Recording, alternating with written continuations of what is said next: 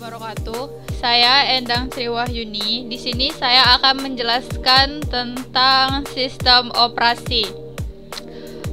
Sistem operasi itu merupakan suatu perangkat yang mengelola seluruh sumber daya yang terdapat pada sistem komputer dan menyediakan sekumpulan layanan ke pengguna, sehingga memberikan kemudahan dan kenyamanan pengguna serta sistem komputer. OS dapat diibaratkan dengan sistem pemerintahan dalam suatu negara yang berfungsi mengkondisikan komputer agar dapat menjalankan program secara benar untuk menghindari konflik yang terjadi pada saat pengguna menggunakan sumber daya. OS juga sering disebut sebagai sumber pembagi. Satu lagi fungsi penting OS adalah sebagai program pengendali yang bertujuan untuk menghindari kekeliruan dan penggunaan komputer yang tidak perlu. Dengan kata lain, OS dapat disebut sebagai kumpulan dari software, perintah atau program pengendali hardware, antara lain disk drive, hard disk, CD atau DVD-ROM atau DVD-RW, monitor, keyboard, mouse, scanner atau printer. OS juga merupakan perantara user dalam menggunakan program aplikasi seperti program pengolah kata, pengolah angka, pengolah grafis, dan presentasi. Perkembangan sistem operasi. Perkembangan sistem operasi ini dibagi beberapa generasi. Ada 4 generasi. Generasi pertama dari tahun 1945 sampai 1955. Generasi pertama merupakan awal perkembangan sistem komputasi elektronik sebagai pengganti sistem komputasi mekanik. Hal itu disebabkan para pencipta sistem komputer menyadari bahwa kecepatan manusia untuk menghitung sangat terbatas. Di samping itu, manusia juga sangat mudah membuat kecerobohan, kekeliruan, bahkan kesalahan. Pada generasi ini, belum ada sistem operasi. Oleh karena itu, sistem komputer diberi instruksi yang harus dikerjakan secara langsung. Berikutnya ada generasi kedua dari tahun 1955 sampai 1965.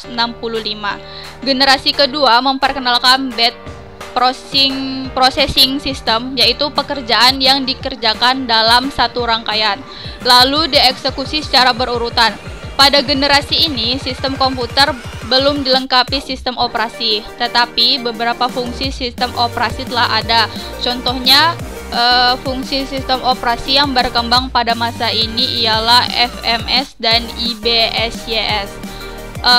Berikutnya ada generasi ketiga dari tahun 1965 sampai 1980. Pada generasi ini, sistem operasi dikembangkan untuk melayani banyak pemakai sekaligus para pemakai dapat berkomunikasi secara interaktif lewat terminal secara online ke komputer. Dengan demikian, sistem operasinya menjadi multi-user dan multi-programming. Berikutnya ada generasi keempat pasca 1980-an. Sistem operasi digunakan untuk jaringan komputer dengan para pemakainya menyadari bahwa keberadaan komputer-komputer yang digunakan saling terhubung satu sama lain. Pada masa ini, para pengguna juga telah diberikan kenyamanan dengan Graphical User Interface atau GUI, yaitu antarmuka komputer berbasis grafis yang sangat nyaman. Pada masa ini juga dimulai era komputasi tersebar, yaitu komputasi-komutasi yang tidak lagi dimulai berpusat pada satu titik, tetapi dipecah di banyak komputer sehingga tercapai kinerja yang lebih baik. Berikutnya ada komputer generasi kelima. Komputer generasi kelima merupakan komputer yang mulai menggunakan mikroprosesor dengan teknologi ULSI. Teknologi yang memungkinkan pemadatan 10 juta komponen di dalam sebuah mikroprosesor. Komputer ini mulai berkembang sejak tahun 1980 hingga saat ini. Ciri lain komputer generasi kelima adalah penggunaan paralel processing atau pemrosesan secara paralel dan artificial intelligence atau kecerdasan buatan. Nama saya Marianto. Saya akan menjelaskan tentang jenis-jenis sistem operasi. Di sini ada DOS atau biasa disebut Disk Operating System. Ya, ini slide-nya ya. Jadi DOS ini merupakan awal sistem operasi yang dipakai oleh IBM PC, disebutkan sebagai PC DOS, dan PC yang kompatibel dengan IBM PC disebut dengan MS-DOS. Versi DOS yang pertama dikeluarkan pada tahun 1982 dalam sebuah disket. Saat ini sistem operasi ini tidak lagi digunakan. Fungsi-fungsi DOS sebagai berikut: mengorganisasikan atau mengendalikan kegiatan komputer. Yang kedua, mengatur memori. Yang ketiga, mengatur proses input dan output data. Yang keempat, manajemen file. Dan yang kelima adalah manajemen directory. Kelebihan DOS, yang pertama adalah menampilkan program yang lebih realistis dibandingkan Windows, karena beberapa komponen dari Windows itu sendiri mengadaptasi dari DOS, misalkan komen virus untuk menyembunyikan atribut. Dan yang kedua, ada DOS tidak memiliki GUI, sehingga membuat lebih ribet karena menggunakan command line interface. Windows yang sekarang NTX tidak begitu kompatibel dengan program DOS. Slide selanjutnya ada FreeBSD.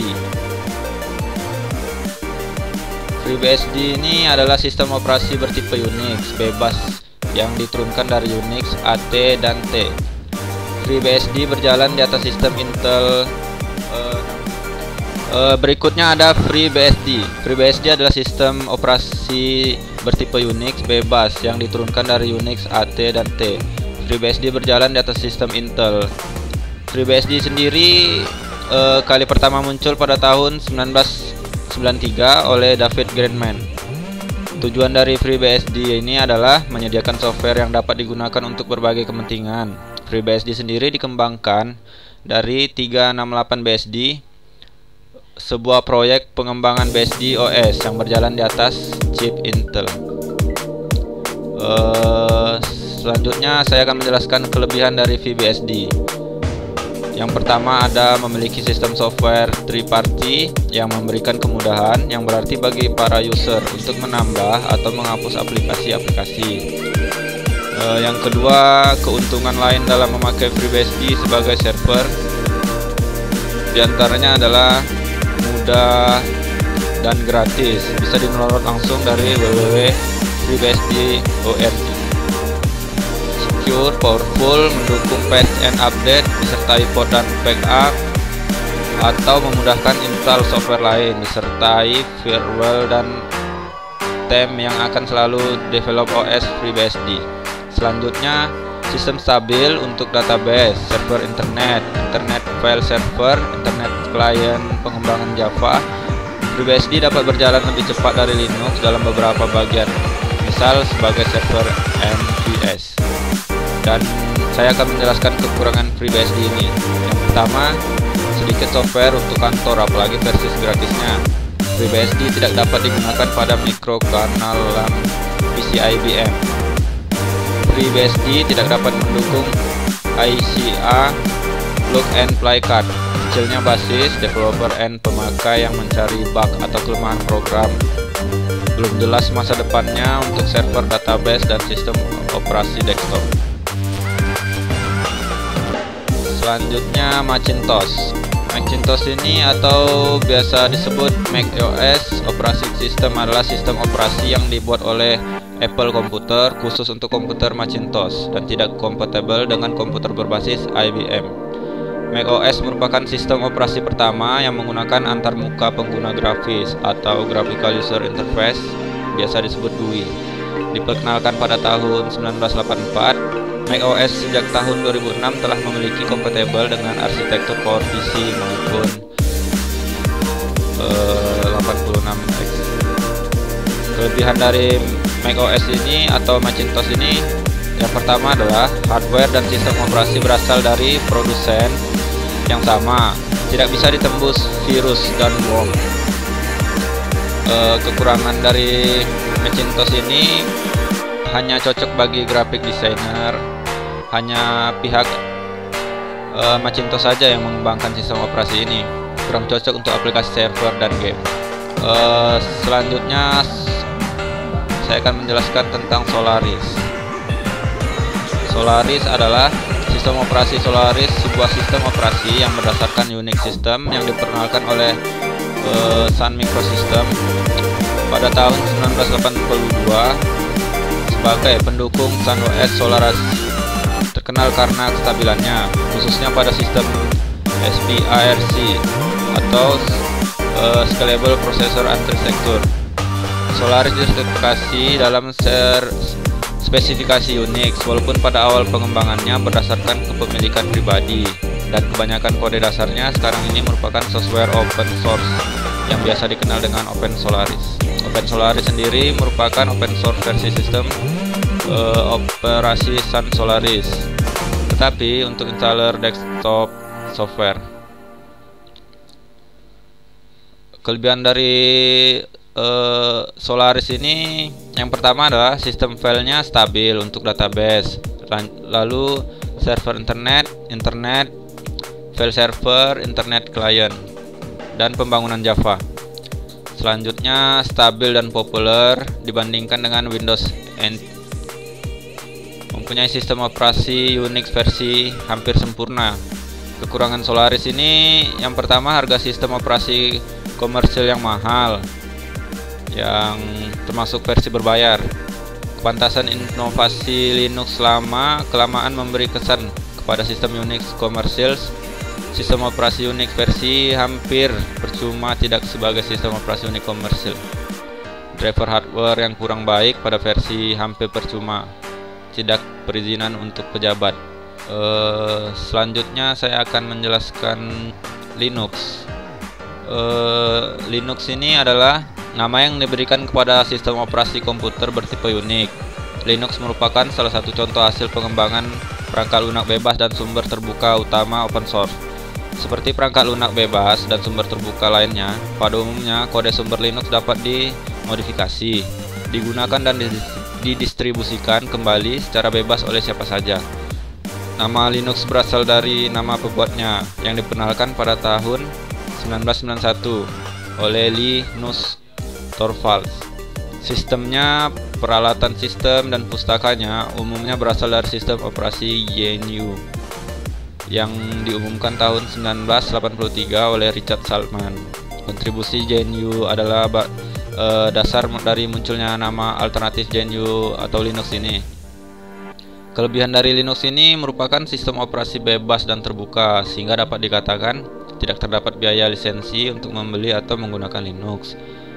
Selanjutnya, Linux mudah digunakan dan hampir semua aplikasi yang terdapat di Windows telah dapat di alternatifnya di Linux.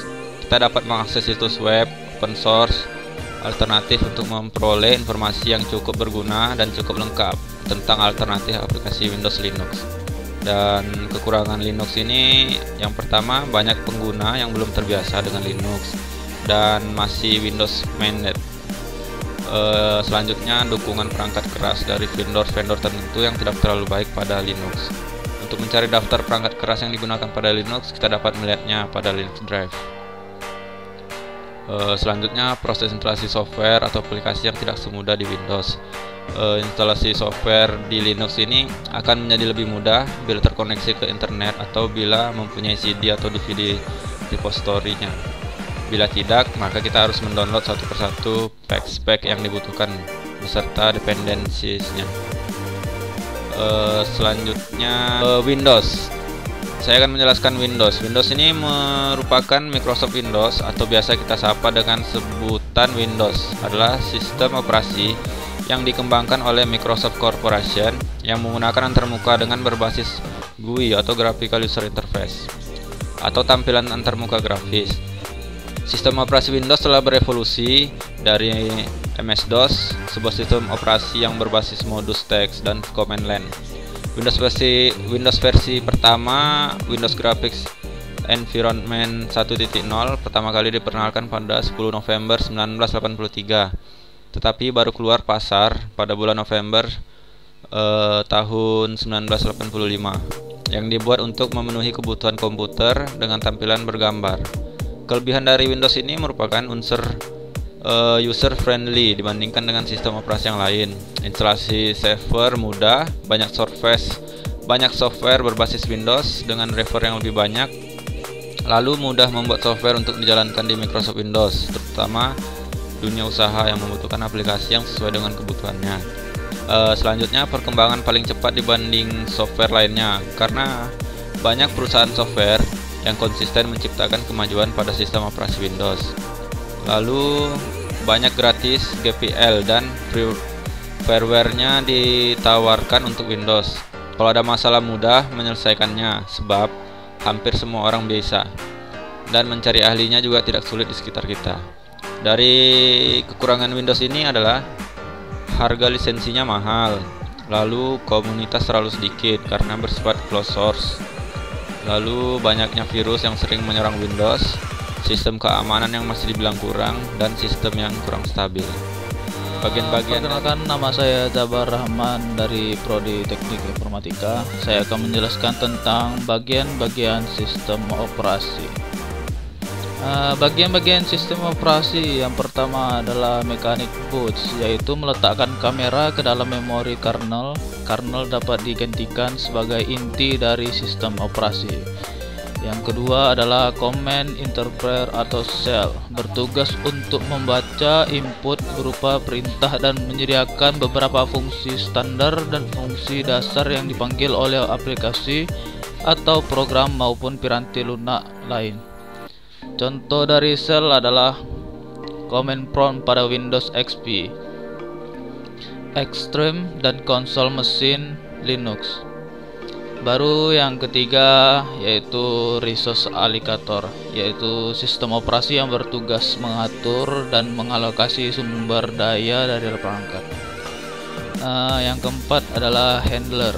Handler berperan dalam mengendalikan sistem perangkat agar terhindar dari kekeliruan atau error dan pengguna sumber daya yang tidak perlu. Yang terakhir adalah driver. Driver untuk berinteraksi dengan hardware sekaligus mengontrol kinerja. Baru kemudian saya akan menjelaskan tentang fungsi sistem operasi. Fungsi sistem operasi ini ada yang pertama, manajemen proses. Manajemen proses ini inti yang ada di dalam memori utama adalah mengarahkan pengembalian program ke dalam memori utama untuk dieksekusi oleh CPU. Selanjutnya, OS mengelola memori tersebut, yaitu partisi, lokasi memori, dan urutan dalam memori. Urutan data dalam memori. Yang kedua yaitu manajemen memori, yaitu fungsi OS yang lain adalah mengelola memori yang terdiri dari partisi, per program, dan virtual memory.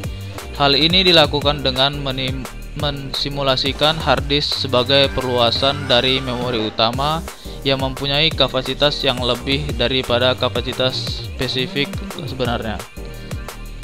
Yang ketiga yaitu manajemen file. Manajemen file yaitu pengatur dan pengakses file yang disimpan dalam penyimpanan sekunder, juga menjadi tugas operasi sistem atau OS. Operating system membuat dan mengatur struktur direktori serta operasi-operasi terhadap file, sebagai contoh copy, delete, rename, dan paste. Yang selanjutnya adalah text management, berfungsi menyediakan informasi rinci tentang kinerja komputer, menjalankan aplikasi, proses, pengguna CV, informasi muatan dan memori, aktivitas jaringan dan statistik, login pengguna, dan sistem yang pelayanan. Text management juga dapat digunakan untuk menetapkan priority proses, avianti proses, menghentikan proses, dan mematikan, mengaktifkan ulang, hibernasi, atau log off. Baru selanjutnya adalah Formatting.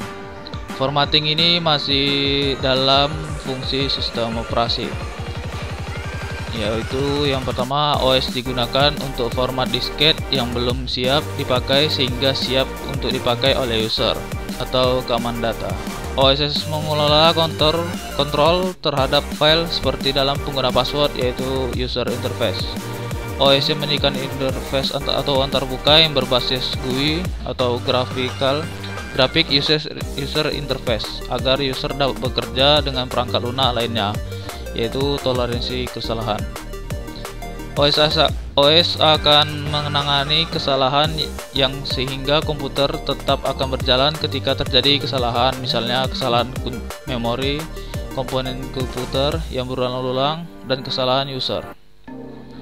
Selanjutnya yaitu tujuan sistem dari operasi. Tujuan sistem operasi adalah yang pertama, sistem operasi membuat komputer menjadi lebih mudah dan menarik serta nyaman untuk digunakan. Yang selanjutnya, sistem operasi mungkin sumber daya komputer yang digunakan secara efisien.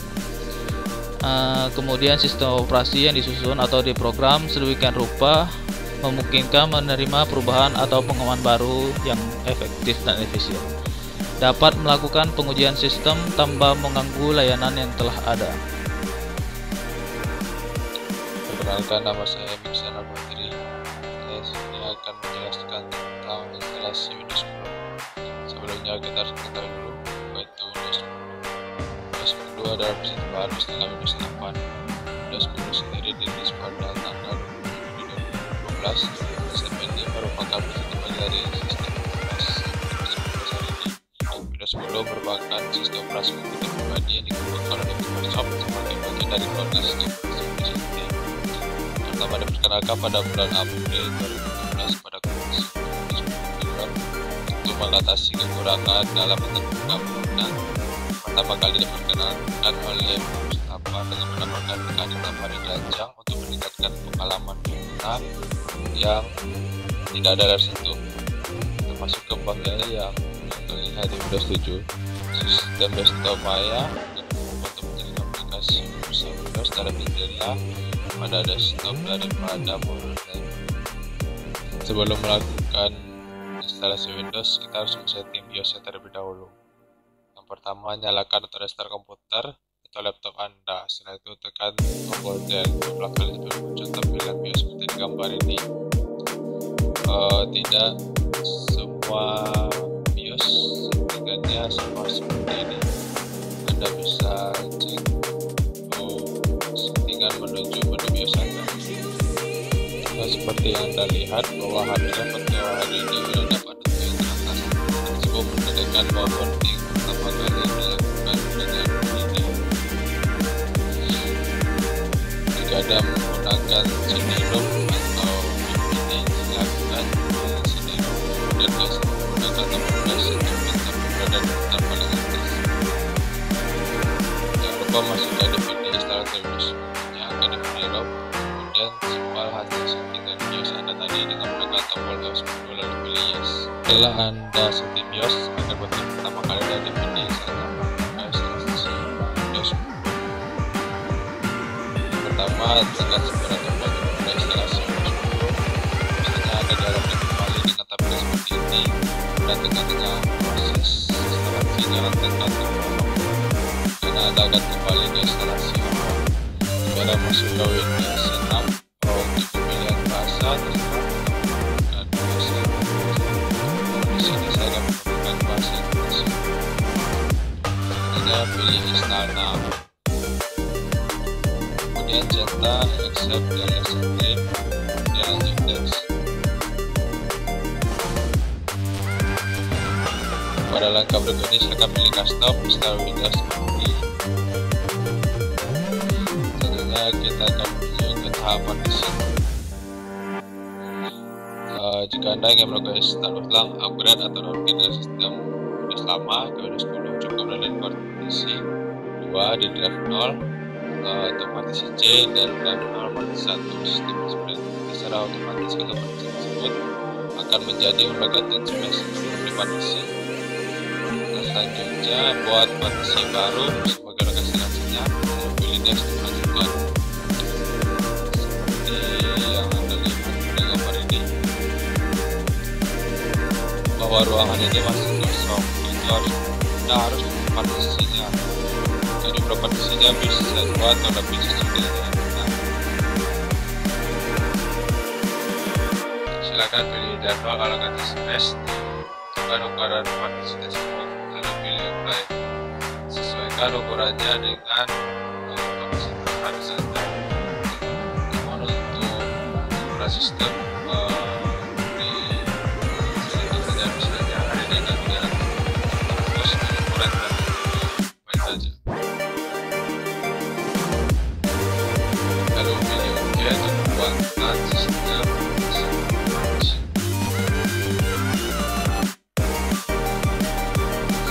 Buat 1 atau lebih partisi lagi dengan cara sama seperti sebelumnya.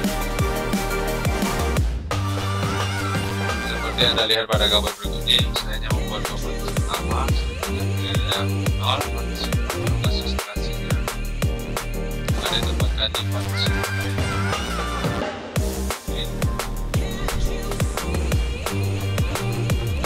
Perkenalkan, nama saya Eka Saputra. Di sini saya akan meneruskan proses instalasi Windows 10. Untuk proses ini kita akan menunggu beberapa menit, mungkin sekitar 30 menit sampai dia benar-benar selesai 100%. Dan untuk di sini kita akan melakukan restart. Komputer akan melakukan restart di proses ini. Let's start with region is this correct. Kita pilih bahasa regional kita. Di sini kita gunakan bahasa Indonesia dan next. Is this the right keyboard layout? Di sini kita gunakan US. Klik yes. Do you want to a second keyboard layout? Kita klik skip aja. What you like to set up? Di sini kita menggunakan akun personal karena kita bukan organisasi, jadi saya akan menggunakan setup for personal use. Klik next. Jika di sini ada atau teman-teman punya Microsoft account, bisa dimasukin sini untuk connect ke Microsoft accountnya.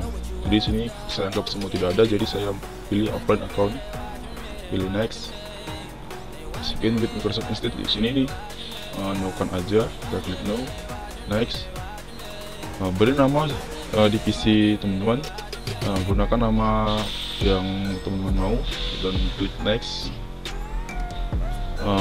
Kalau ibaratnya nggak mau sembarang orang yang masuk ke komputer teman-teman, di sini bisa menggunakan password. Baru klik next. Sini klik no.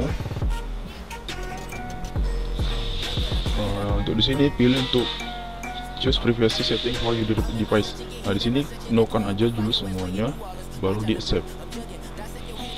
Dan selesai, Windows 10-nya telah terinstall dan siap digunakan. Terima kasih. Young and trapping out the bando, from the ceiling fan to the damn floor, trying to stack my money up, cause that's the only way we can go. Tell my mama that I'm okay, see the money coming through the doorway. Got a bad bitch with a